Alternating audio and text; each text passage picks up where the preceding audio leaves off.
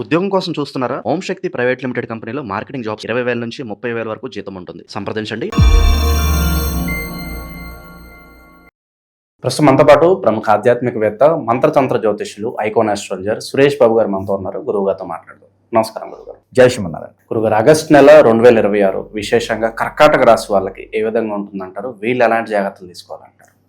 ద్వాదశ రాశిలో ఒకటి కర్కాటక రాశి. ఈ కర్కాటక రాశి వారికి పోయినటువంటి మాసాలు కావచ్చు, సంవత్సరాలు కావచ్చు చూసినట్టయితే కనుక 12వ స్థానంలో ఉన్నటువంటి గురువు స్వస్థానికి రావటం. 12వ స్థానం ఉన్నప్పుడు అది నష్టస్థానం అంటారు. ఏ గ్రహం కూడా 12వ స్థానం ఉన్నప్పుడు ఆ పనులు అవ్వటం అనేది జరగదు. మందబుద్ధి ఉండటం, మాట పడటము, అలానే మొహాడని పోయి మనకి ఇబ్బంది పడటము, అలానే నిందలు పడటము, నష్టపోవటము, పార్ట్నర్షిప్ వ్యాపారం నష్టపోవటము, ఎవరిని నమ్మి డబ్బులు ఇన్వెస్ట్ చేస్తే కూడా నష్టపోవటము, భార్యాభర్తలు విడబాటు రావటము, ఇవన్నీ కూడా గత 16 మాసాలుగా చూస్తూ ఉన్నాం, చూస్తూ ఉన్నారు. దాని తగ్గట్టుగా మూలిగి నెత్తిన తాడిగా పడిందా అంటారు. ఒక పక్కన తలనే పుట్టి మూలుగుతూ ఉంటే దానిపైన తాటిగా పడితే ఎలా ఉంటుంది? ఇంకొంచెం ఇది అవుతుంది. అలానే 12వ స్థానంలోకి శుక్రుడు వచ్చాడు. శుక్రుడితో పాటు బుధుడు వచ్చాడు. అరే వీళ్ళిద్దరు వస్తున్నారు కదా, మోతారులో 4 రోజులు అనుకుంటే గురువు వచ్చాడు. ఈ గురువు పోతాడు, పోయినప్పటికీ కూడా ఆ ఎఫెక్ట్ అనేది వీరి మీద ఉంటుంది.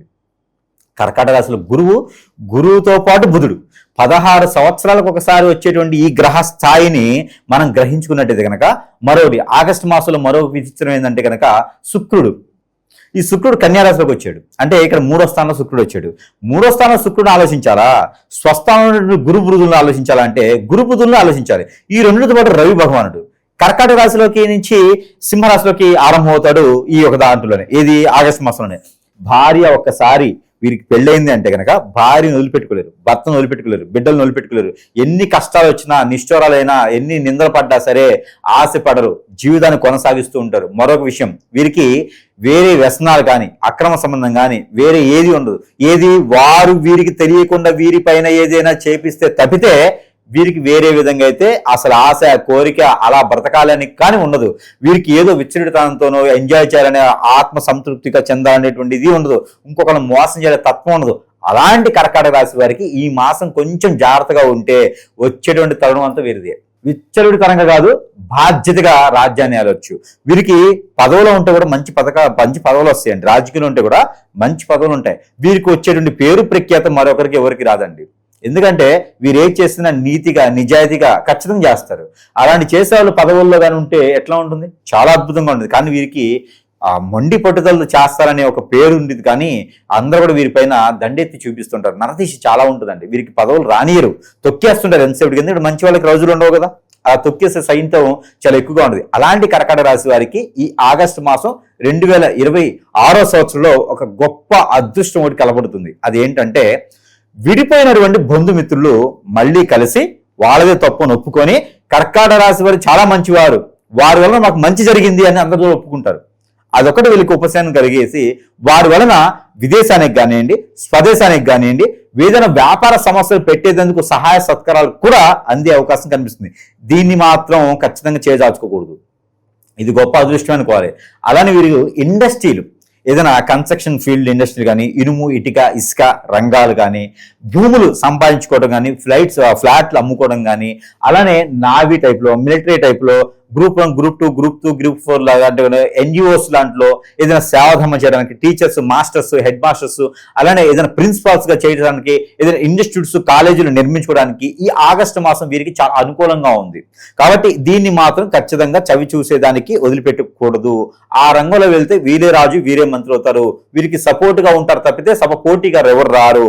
ఈ అవకాశాన్ని ఖచ్చితంగా అందిపుచ్చుకోవాలి. ఇక చూడండి, వెనక గుయ్యి ముందు నుయ్యి అనే విధంగా వీరికి మిశ్రమ పద్ధతులు. పొద్దున్నే ఎవరో ఒక ఫోన్ చేసి లాటరీలో మీకు ₹1,00,00,000 తగిలి అంటాడు. మధ్యాహ్నం ఫోన్ చేసి ముందు మీరు ఒక 50 లక్షలు కడితే ఆ ₹1,00,00,000 మీకు ఇస్తా అని చెప్తాడు. సాయంత్రానికి వచ్చేటప్పటికి మొత్తం మోసపోతాడు.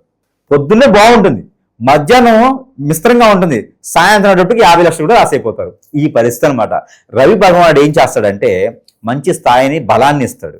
బలం ఉంది కదా అని చెప్పేసి అని బుధుడు ఏం చేస్తాడు? మోసం చేస్తాడు. వీళ్ళు 12వ స్థానంలో ఉన్నారాయా, అందులో వీళ్ళు స్వస్థానమాయా. ఇక చూడండి, ఇక 3వ స్థానంలో శుక్రుడు అంటే ఆడపిల్లల నుంచి మళ్ళీ ఏదో ఒక చేదోడు వాదోడుగా ఉన్నటువంటి స్త్రీల నుంచి, తల్లో, చెల్లో, అక్కయో, లేకపోతే భార్యో, బిడ్డో ఉంటారు కదా, వీళ్ళ తరపు నుంచి మళ్ళీ ఒక ధైర్యాన్ని కోల్పోకుండా, సరే పోయింది మళ్ళీ ఇలాంటి నమ్మకూడదని చెప్పేసి అని మళ్ళీ వీళ్ళ నుంచి ఒక మోటివేషన్ క్లాస్ వస్తే వినాలి.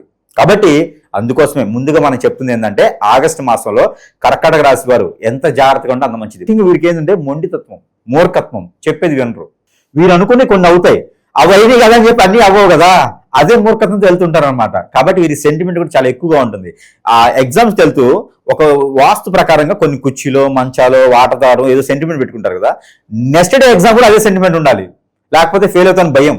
అలాంటి సెంటిమెంట్తో ముందుకు వెళ్తూ ఉంటారు. తుమ్మితే కూడా వెళ్ళరు వీళ్ళు, ఎవరిని ఎదురు వచ్చినా వెళ్ళరు. అలాంటి సెంటిమెంట్ చాలా ఉంటాయి వీళ్ళకి. అలాంటి వ్యక్తిత్వం కల వారికి నష్టపోతే కూడా వీరికి సెంటిమెంట్తో సమానం. కాబట్టి చాలా జాగ్రత్తగా ఉండాలి. ఇక ఇన్ని రకాల గోచార ప్రకారంగా ఉన్నాయి కదా కర్కాటక రాశి వారికి, ఇవన్నీ కూడా అదృష్ట ప్రకారంగా కాదు, గోచారంలో నక్షత్రాల ప్రకారంగా, అక్కడ ఉండే రాశుల ప్రకారంగా, దశల ప్రకారంగా ఈ అన్ని రకాలు ఉన్నాయి కదా. ఇప్పుడు చాలా మంది అనుకుంటారు గురువు గారికి ఏమి బాగానే చెప్తారు, కానీ కర్కాటక రాశులు అలా లేవు, మేము అనుభవిస్తూనే ఉన్నాము, ఎన్ని సంవత్సరాలు మారినా ఇట్లనే వస్తుంది, ఏజ్ పోతా ఉంది, కానీ మాకు మోకాళ్ళు ముందుకి మోచేతులు వెనక్కిపోతున్నాయి, కానీ మాకు ఏజ్ ఎదుగుదల లేదయ్యా. మరి ఎలాగ ఏ రకంగా చూస్తారు మీరంటే, ఒకటి గుర్తుపెట్టుకోవాలి, ఎప్పుడైనా సరే రాశిలో నక్షత్రాలు ఉంటాయి, తిథులు ఉంటాయి, వారాలు ఉంటాయి, వర్గాలు ఉంటాయి, వర్ణాలు ఉంటాయి, నవాంశ ఉంటుంది, దశలు ఉంటాయి, ఇవన్నీ ఉంటాయి, లగ్నాలు కూడా ఉంటాయి. కానీ ఇక్కడ మనం గ్రహించుకోవాల్సిన ఒకటి ఏంటంటే, గ్రహాలు ఎప్పుడు కూడా మానవుల పైన ప్రభావితం చూపించవు. ఒడిదుడుకులు ఉంటాయి. ఒడిదుడుకులు ఏం చేస్తాయి అంటే, ప్రతి 3 రోజులకు ఒకసారి చంద్రుడు మారుతాడు. చంద్రుడు మారిన ప్రతిసారి కూడా మనలో కొంచెం మైండ్ సెట్ చేంజ్ అవుతూ ఉంటుంది. అలానే ప్రతి మాసంలో ఒకసారి రవి మారుతూ ఉంటాడు, ప్రతి 31 రోజుకి ఒకసారి మనకి బుధుడు మారుతుంటాడు, 41 రోజుకి గురువు మారుతూ ఉంటాడు, 41 రోజు శుక్రుడు మారుతూ ఉంటాడు. ఇలాగ గ్రహస్థితులు మారుతూ ఉన్నప్పుడు మన గ్రహాలు మారాలి కదా, మన అదృష్టం మారాలి కదా. అలా ఎక్కడేసిన కొంగ అక్కడే ఉంటుంది, అసలు ఏం అర్థం కావట్లేదు అనుకుంటే కొంతమంది ఉంటుంటారు, కొట్టిపడేస్తారు. ఇవన్నీ ఏముందండి, నా మీద పరిస్థితి కాదండి, ఏదో మన కష్టం మనల్ని నెట్టుకుంటూ పోవాలి కానీ అనుకుంటారు. అవన్నీ కూడా వాస్తవమే కాదనలా, కానీ మన కష్టం మనం పడాలి, కానీ మనమే తినాలి కదా. మన కష్టాన్ని ఇంకోటి తింటే ఖచ్చితంగా మన దరిద్రం బాగదని. లేకపోతే ఒకటి ఉందండి, మన పైన ఎవడో కన్నేసి మన పైన ఎదగకూడదని చెప్పేసి తత్వం ఒకటి ఉంటుంది. అదేంటంటే, ఒక హోటల్ ఉంటుంది, ఆ హోటల్ బాగా రన్నింగ్ అవుతుంది, ఒకడు కన్ను కొడతాడు. కన్ను కొట్టి అంటే హోటల్ ముందుకు వచ్చి కన్ను కొట్టడం కాదు, ఆ కన్ను పడేసి వారు ఏం చేస్తారు, ఎదురుగా ఉన్నటువంటి దాంట్లో హోటల్ పెట్టేస్తారు. సుబ్బారావు గారు బ్రహ్మాండం జాబ్ అని చెప్పి రంగారావు హోటల్ పెట్టేస్తాడు. రంగారావు హోటల్ పెట్టుకుని ఏమైంది, రంగారావు హోటల్ అమ్ముకోడు, కస్టమర్లు వస్తే పక్కన కూర్చో అని చెప్పేసి ఎదురు హోటల్ చూస్తూనే ఉంటాడు. ఆ చూడటంతో వీడి వ్యాపారం పోయి వీడు నష్టపోతాడు రంగారావు, సుబ్బారావు వ్యాపారం నష్టతినిద్ది, ఏ ప్రీమియం లేకుండా. ఎట్లా, నరదిష్టి వలన. ఇది ఖచ్చితంగా నమ్మాల్సిందే. ఇది ఉంది. ఇప్పుడు నా దాంట్లో జాతకం మొన్ననే మారిందండి, శని వచ్చేసాడు, దానివల్ల వ్యాపారం పోవట్లంటే శని ఏం చేస్తాడు, నువ్వులతో అభిషేకం చేస్తే శని అంత గొప్ప విషయాడు వేరే ఏ గ్రహం చేయదండి. శనికి శనివారం అభిషేకం చేసుకోవడమా, లేకపోతే ఒక పూట పొస్తుండడమా, లేదా బెల్లం నైవేద్యం పెట్టడమా, పాల పొంగల్ నైవేద్యం పెట్టడం చేస్తే శని భగవాడు ఇచ్చినటువంటి వరాలు ఏ గ్రహం కూడా ఇవ్వదు. మరి శని పని అయిపోయింది, శనితో దానం చేసాం, శనికి యాగం చేస్తాం కావాలంటే. ఇప్పుడు బిజినెస్ రావట్లేదు. ఇంకా ఏంటి అంటే, నీ ఎదురుగా ఉన్నటువంటి రంగారావు పడ్డటువంటి కన్ను, వాడు రేపటి రోజు నీ పైన ఏదైనా చేయించొచ్చేమో, దానివల్ల మన వ్యాపారం నష్టం వస్తుంది. అది మీతో కాదు, మీ కింద తరాలు కూడా. వాడు గుర్తుపెట్టుకోండి, ఆస్తులు ఎలా అయితే కింద స్థలాల వారికి అందజేస్తామో, ఇప్పుడు రాజకీయ నాయకులు కానీ, పరిశ్రమవేత్తలు కానీ, లేకపోతే సెలబ్రిటీస్ కానీ, మనమైనా సరే సంపాదించుకుంటామంటే దేనికి చెప్పండి, మనం బాగుంటూ మన కింద తరాల వాళ్ళు మనలా కష్టపడకుండా బాగుండాలి అని, అంతే కదా. కానీ కర్మలు, పాపాలు కూడా, మన మీద చేయించినటువంటి క్రియలు కూడా అదే విధంగా కింద తరాలకు వెళ్ళిపోతాయి. ఇది గ్రహించుకోవాలి అందరూ కూడా. ఇప్పుడు ఒక దేవత దేవుళ్ళు ఉంటారు, అమ్మవారు ఉంటారు, స్వామివారు ఉంటారు. వీరు ఏం చేస్తారంటే, ఏదో ఒక ఉపాసన తీసుకుంటాను, విపాసన తీసుకుంటాను, లేదా అమ్మవారి సేవ పలాన్ని చేస్తానంటారు. కింద తరాలకు చెప్పకుండా వీళ్ళు కాలం చేస్తారు. ఆ పాపకర్మాలు ఎలా ఉంటాయి తెలుసా, పితృదోషాల్లో మనం వెంటాడుతూ ఉంటాయి. ప్రతి ఒక్కళ్ళు కాలసర్పదోషం, నాగదోషం, కుజదోషం ఎలా వస్తాయి తెలుసా, ఇదే రకంగా వస్తాయి. ఏదైనా దేవాదేవతలకి మొక్కుబళ్ళు కానీ, ప్రమాణాలుగా చేసి ఉండి సేవలు చేస్తామనండి, అవి వీరు చేయలేని పక్షాన గ్రామ దేవతలకి కళ్యాణాలు చేస్తానంటారు, గద్దె వేస్తుంటారు, అమ్మవార్లు వస్తుంటారు. ఇవన్నీ కూడా కట్లు పడతాయి. కట్లు దేనికి పడతాయి, పూర్వీకులు ఉంటారు, వారికి చేసే సేవలకి చెప్పకుండా చేయకుండా, లేదా వీరి కింద తరాలు చెప్పకుండా ఉన్నప్పుడు ఇవన్నీ ప్రాబ్లమ్స్ అవుతూ ఉంటాయి. ప్రతి గ్రహం వాళ్ళు కాదు, ప్రతి రాశి వారు కూడా ఇవన్నీ ఆలోచించుకోవాలి. ఇవన్నీ సూక్ష్మమైనటువంటి విశేషం అన్నమాట. అలానే ఒక మనిషి జీవితంలో ఎదగలేకపోతున్నాను, పెళ్లిళ్ళు అవ్వట్లేదు, భార్యతో దూరం అవుతున్నారు, ఎన్నో రకాల సమస్యలతో కొట్టుమిట్లాడుతున్నారు. ఇవన్నీ జాతక ప్రకారంగా కాదు, నక్షత్ర ప్రకారంగా కాదు. కొంతమంది ఉంటారు, నేను ఏదైనా ఆ దేవుణ్ణి మొక్కుంటానండి, నాకు ఏ ప్రాబ్లం వచ్చినా అక్కడికి వెళ్ళి నమస్కారం చేసుకుంటే చాలండి, చేయండి. దానివల్ల మనకి పాజిటివిటీ వస్తుంది, కానీ నెగిటివిటీ పోదు. నాకు సెప్టిక్ అయింది, సేలు గుచ్చుకుంది కాళ్ళు అంటే మనము ఏదైనా చండీ హోమం చేపిస్తానో లేకపోతే ఆయుష్ హోమం చేపిస్తానో మనకి ఆ కాళ్ళలో ముళ్ళు ఇరిగింది, సెప్టిక్ పోతుందా? పోదు. నాకు పాజిటివ్ వస్తుంది, ఆయుష్ పెరుగుతుందేమో. రుద్రాభిషేకం చేయడం వల్ల నాకు నమ్మక చదవటం ద్వారా నాకు పాజిటివిటీ వస్తుంది బాడీలో. రోజు హనుమాన్ చాలీసా పఠించడం ద్వారా నాకు పాజిటివిటీ వస్తుంది బాడీలో. మన గ్రహణ అది. కాబట్టి నాకు జరిగిన చెడు పోవాలంటే ఏం చేయాలంటే ఖచ్చితంగా మనకు వచ్చే పాజిటివిటీ సరిపోదు, చెడుని చెడుతోనే తీయాలి. మనం చెడు తత్వం చేసే వ్యక్తులను కాదు కదా. అప్పుడు ఏం చేయాలి? మంచిని చెడు చేసే వాళ్ళు కాదు, చెడుని కూడా మంచి చేసే తత్వంతో ఉన్నటువంటి గురువులు ఉంటారు, నాలాంటి వారు. అలాంటి దగ్గరికి వచ్చి మనకు జరిగింది ఏంటి, ఏదైనా రోగం వచ్చినప్పుడు హాస్పిటల్కి వెళ్తాం.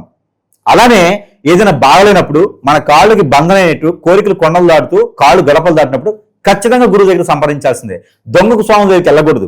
గంగిరెద్దులు రెడీ చేసి 11 ఉంగరాలు పెట్టేసి షర్టులను మాట్లాడే కాదు. విద్య ఉండాలి, చేసే దమ్ము ఉండాలి, చేసే ధైర్యం ఉండాలి. విద్య ఉండి శక్తులుండి చేసేవారి దగ్గర అంటే మనకి సంప్రదించాలి. అప్పుడు మనం ఏం చేస్తున్నామో ఏం చెందుతున్నామో తెలుస్తూ ఉంటుంది. ఆ ప్రకారంగా మనము ముందుకు వెళ్ళేదానికి అవకాశం ఉంటుంది. అలానే వీటితో పాటు దేవుని అనుగ్రహం మనకు ఖచ్చితంగా ఉండాలి సుమి. ఎందుకంటే గ్రహాల మీద నాకు చెడు కాదు, మానవులు బాగుండాలి. మనం బాగుంటే మన కుటుంబం బాగుంటుంది, మన కుటుంబం బాగుంటే మనం ప్రశాంతంగా ఉండగలుగుతాం. కాబట్టి మన కుటుంబం కోసమైనా మనం చాలా బాగుండాలి. కాబట్టి చెడు వ్యసనాలకు బానిస అవ్వకూడదు. ఎటుబడితట్టు వాళ్ళు అన్నం పెడుతున్నారు, వీళ్ళు భోజనాలు పెడుతున్నారు, వాళ్ళ ఇంటికి వెళ్ళాలి, వాళ్ళు పిలుస్తారని చెప్పి ఫ్రెండ్షిప్ అని, అలానే కొలీగ్స్ అని, అలానే ఇంకేదన్నా నా వాళ్ళు అని చెప్పేసి అని మన వాళ్ళని దూరం చేసుకోకూడదు. ఇవన్నీ కూడా పాపకర్మాల కింద మన కింద తరాల వాళ్ళు వస్తాయి. అవి అనుభవించకూడదు, స్త్రీని ఏడిపించకూడదు. ఇవన్నీ కూడా పాటించుకుండాలి ప్రతి రాశి వారు కూడా. ముఖ్యంగా ఈ కర్కాటక రాశి వారు ఏం చేయాలంటే కనుక ఆగస్టు మాసంలో ఇవన్నీ కూడా గ్రహించుకుంటారు. సురేష్ బాబు గారు చెప్పారంటే ఖచ్చితంగా వాస్తవం ఉంటుంది, ఎక్కడో దగ్గర వాస్తవం ఉంటుంది. గ్రహించుకొని ఆ వాస్తవం తగ్గట్టుగా సంప్రదిస్తే నిజంగానే లోపం మీలో ఉంది అంటే కనుక ఆ లోపం తీసేయచ్చు. అలానే మీకు ఎవరైనా చేయించారంటే చిటికలు వాళ్ళని సమస్యను పరిష్కారం చేయొచ్చు.